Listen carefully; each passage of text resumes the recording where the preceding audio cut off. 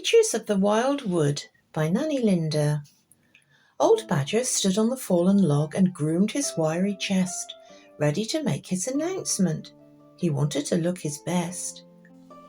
He cleared his throat with a little cough and raised his head to look proud, wanting to make an impression to the slowly gathering crowd.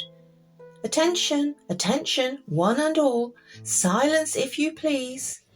Quiet descended everywhere, even in the trees.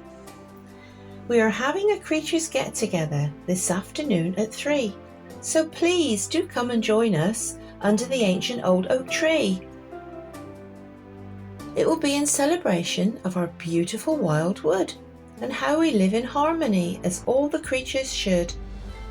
If you think you would like to join us, come and speak with me. We can all bring some refreshments and I will make the tea." The mice and rabbits, hare and rats were standing in a group. "What a wonderful idea," they said. "We will bring some buttercup soup."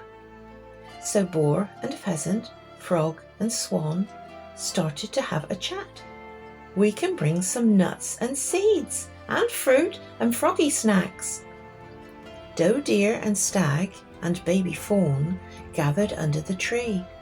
"We can bring some corn cobs," they said very happily. Squirrel, owl and raven were perched on a branch up high. "We can bring some wiggly worms and oats from the old pigsty." Vixen and old dog fox were standing at the rear. "We could supply a rabbit or two," they said with a laugh and a sneer. "This is a friendly gathering," old Badger said to the crowd. "No behaviour like that, old dog fox. It just won't be allowed." "So spread the word," said Badger, so delighted with his grand idea. "Everybody does love a party," he said to his wife Rosalia. Excitement could be heard everywhere as they all chatted about their different plans, when suddenly there was a tinkling of bells and sparkles of light which whooshed over the crowd like a fan. A beautiful fairy then appeared and floated to the ground. There was a sudden hush in the wildwood. You couldn't hear a sound. "Hello there," old Badger said. "What can we do for you?" "My name is Aliona," came the reply. "Am I invited too?"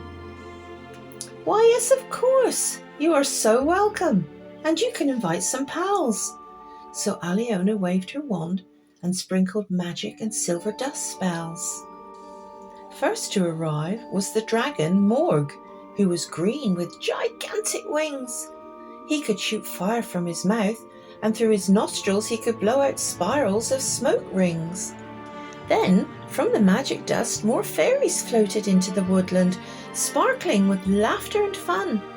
And they were the colours of a rainbow with beautiful gossamer wings gleaming, reflecting the rays of the sun.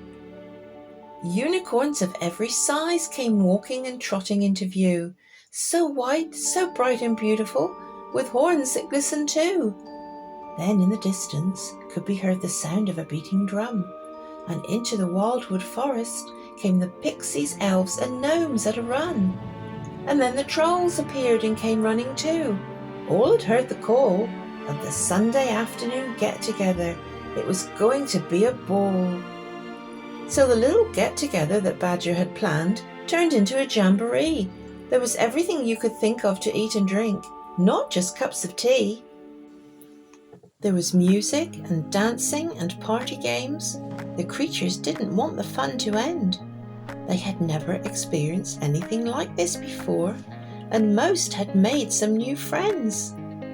So all the creatures, great and small, and Aliona and her special guests, had the happiest of Sundays. It really was the best.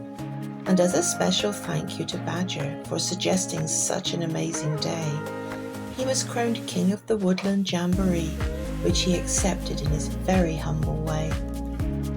One and all had been in harmony, not a harsh word had been said, and they spoke of how much fun it had been when they wandered off to bed, with promises being made to keep in touch in one way or another. And Owl suggested he could be a go-between and deliver messages with the help of his little brother. Old Badger wandered off to his den with Rosalie by his side, so very happy but tired and ready for his cosy bed, thinking that it was a definite diary date for another year, and that night he slept with the crown still on his head.